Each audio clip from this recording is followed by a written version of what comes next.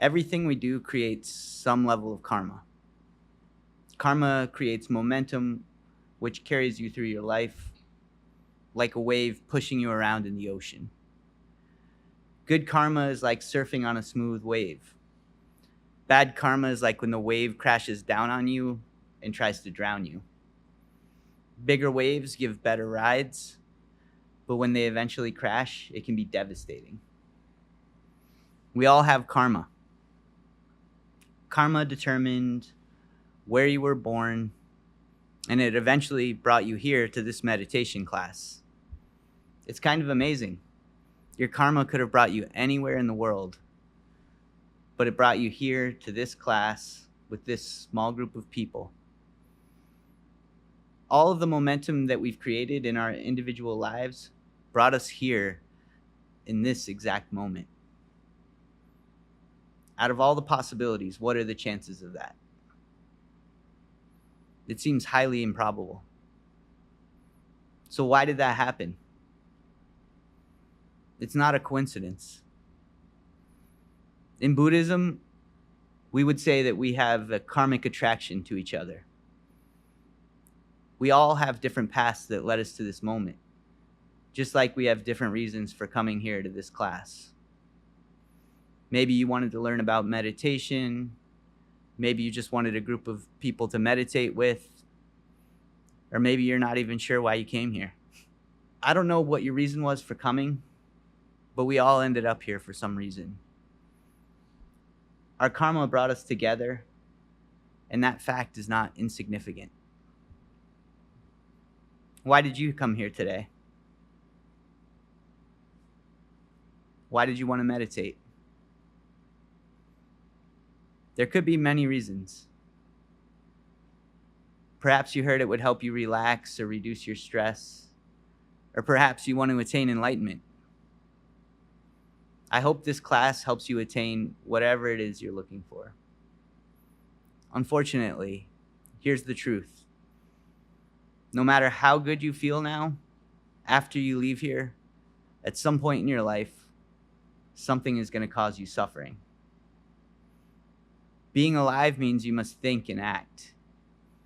Thinking and action create karma, and karma inevitably causes suffering. While I can't say for sure why any of you came here today, I can tell you why I'm here. I'm here to help you understand how to free yourself from karma and free yourself from suffering. A lot of Buddhists say that in order to do this, you have to follow precepts or some sort of moral code that will help you purify your thinking and actions. This will help you create good karma. Good karma is certainly better than bad karma, but it's still karma, and it will still lead to suffering.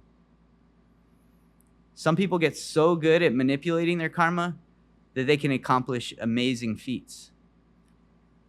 The things they do seem almost magical, but no matter how rich or amazing someone is, they still experience suffering.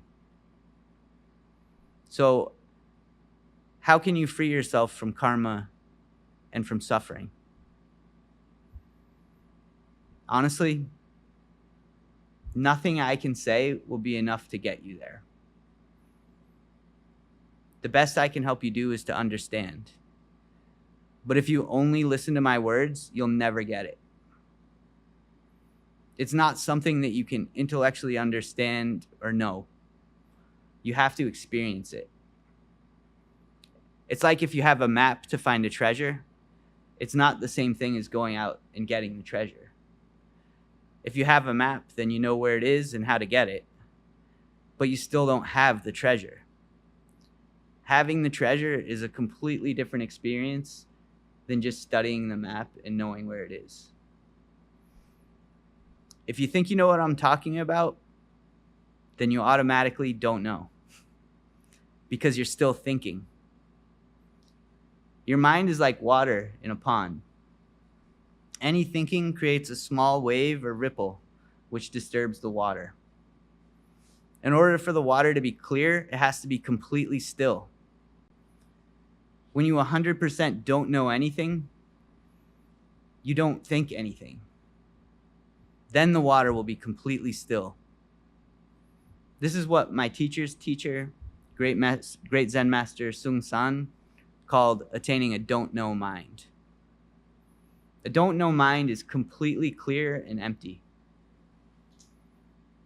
A clear mind is like water when it's completely still. It reflects everything like a clear mirror. When your mind becomes like a clear mirror, you can see the true nature of everything. That's what we call getting enlightenment. So how do you attain a clear mind? You must learn how to control your karma and keep your mind still. This is what we call a not moving mind. This is why when we meditate, we use a mantra, so we can focus our mind on one thing so it doesn't move. However, you can't just sit and meditate forever. You have to think and move in order to live and survive. So how is this possible? How can you control your karma and your thinking to keep your mind clear and empty? The way I teach is called Zen. Zen practice uses koans and meditation to guide you along the path to attaining a clear mind. I've already given you a number of koans tonight. Koans are questions and statements that challenge you to reconsider everything you think you already know. They push you to see things differently than you normally do. I call my approach to teaching the mind light way. The main koan I give to all of my students is, what is your mind? Does anyone have an answer to this? We all have a mind, right? You know you have a mind, but what is it? When I say mind, I mean, what is the foundation of who you are? Mind is just a word I use to point to this. Some people call it your soul or spirit.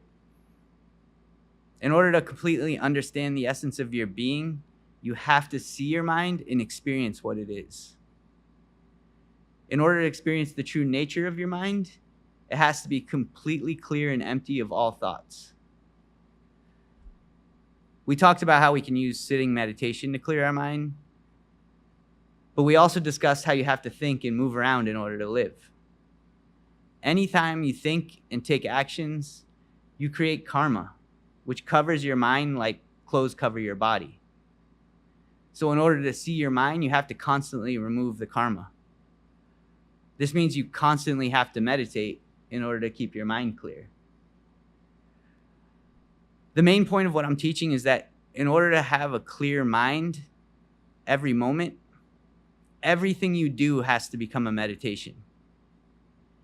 This means you have to treat everything you're doing in each moment as it's your mantra. This means you have to be completely focused on whatever you're doing. My teacher taught me how to do this through martial arts and sword practice. By learning to completely focus on the martial arts techniques, I learned to turn my actions into a form of meditation.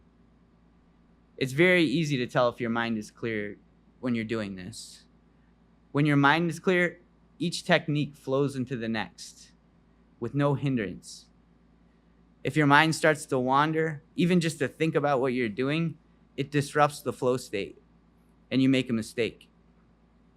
It's especially critical to remain completely focused when you're handling a sword. Any mistake can be very costly. This type of situation forces you to focus on what you're doing like it's a life or death situation. Eventually, after many years of practicing this martial art form of meditation, I learned how to apply this level of focus to the other things I was doing in my life. I learned to apply this level of focus to more mundane things like cooking, painting the temple, weeding the garden, cleaning my room, and doing my dishes. When you're finished doing these types of things, you can look at your work and tell if your mind was clear while you were doing it. If I missed a spot on my dish or a weed in the garden, that meant I wasn't completely focused on what I was doing. For most people, when they do something, their mind wanders to think about the past or the future or about their family or their friends. A lot of people spend a lot of time thinking about what other people think about them. That is so much thinking, it's hard not to feel overwhelmed. Ultimately, what does this type of thinking accomplish? In truth, the only thing you can control is your thoughts and your actions that you'll take in each moment. So why not just focus on that? That sounds very simple, but it's not always easy. There's so many things that can distract you. So it takes practice to learn how to focus your mind. Learning to focus your mind is like an exercise you can get better at the more you practice. This is why in Zen practice, we use sitting meditation to learn how to focus our mind on a mantra. This is why my teacher taught me to focus on my actions through martial arts practice. This is why in my school, I'm teaching that you can use any art form to practice focusing your mind on what you're doing. There are just different ways that you can use to meditate and clear your mind. It took me many years and hours of practice every single day to get good at this. I guess I had a lot of bad karma I had to clear out. Everything you think and everything you do creates karma. That means you have to learn how to turn everything you do into a meditation. So when you're doing your dishes, just focus on doing your dishes. When you're cleaning your room, just concentrate on cleaning your room. When you're cooking food, just focus on cooking. When you're eating, just eat. When you're at work, just work. Try not to let thinking come between your mind and whatever you're doing. Eventually, you'll notice how your perception of the world starts to change. When your actions become clear, they'll provide a small reflection of your mind, and you'll start to reveal the true nature of everything. Sometimes it'll feel easy, sometimes it'll feel difficult. No matter how you feel, just keep going and keep a don't know mind. Eventually, you can reach a state where there's no I, no you, and no suffering. The reason I teach is so that I can share these techniques that I use. And I host these classes so we can practice together. I'm also sharing my personal stories and the lessons I've learned from my teachers to try to inspire you. However, everything I said is just words. No matter how well you understand what I'm saying, these words won't take you to where I'm talking about. The best they can do is point you in a direction, and it's up to you to take the necessary steps. In my experience, this wasn't always an easy journey. I lived in a temple for 16 years, and there were entire years where I thought about giving up every single day. But I just kept going no matter how I felt. The purpose of all my classes is to make a community so that we can help each other and inspire each other to keep going. My suggestion to you going forward is to practice meditating a little bit every day, even if it's just for 1 minute. Challenge yourself to try meditating 1 minute a day for the next month. You can use the meditation technique I showed you in class today. Come back next month and let me know how you do. That sounds really easy, but it's not. I'd be really impressed if any one of you can accomplish that. I think it would be a big accomplishment. Also, find an activity or an art form that you enjoy. It could be anything. Use it to practice focusing on your actions and turning them into a meditation. Practice that a little bit every day, then try to expand that practice and apply that level of focus to everything else you're doing. Don't waste your time being disappointed if you falter. I've failed many times in my journey. I just got really good at getting back up. Learning how to overcome your failures and not getting discouraged is an incredibly useful skill to have. The more you learn to do it, the more you learn to believe in yourself. If you make a mistake or you miss a day of meditation, don't beat yourself up about it. Just start your practice back up again as soon as you can. Try to keep focusing on whatever is in front of you each moment. If you want to attain enlightenment or freedom from suffering, plant that seed in your mind. Then clear your mind with meditation so that seed has room to grow. When you wake up, make your bed in the morning. When you go to work, work as hard as you can. When you come home, eat dinner, do your dishes, then put them away. Through all of this, try to stay focused on whatever it is you're doing. If you stay focused like this, it will remove the clutter from your living space, and your surroundings will become a reflection of your mind. Also, try not to add any unnecessary suffering to the world. It just creates more karma that you have to clear out. If you live like this and keep your mind clear, you don't need to worry so much about any specific rules or precepts. You'll automatically take the correct action in every moment. When you see someone who's suffering, just be compassionate. When you see someone who's helping a lot of people, help that person. Don't be overly punitive to yourself or for others for their mistakes. Just try to be kind and encourage each other to stay on the path to a clear mind. This is the point of this community here. I hope you all continue to come here and be a part of it. If we help each other, we can all awaken our true nature together. This is the Bodhisattva way.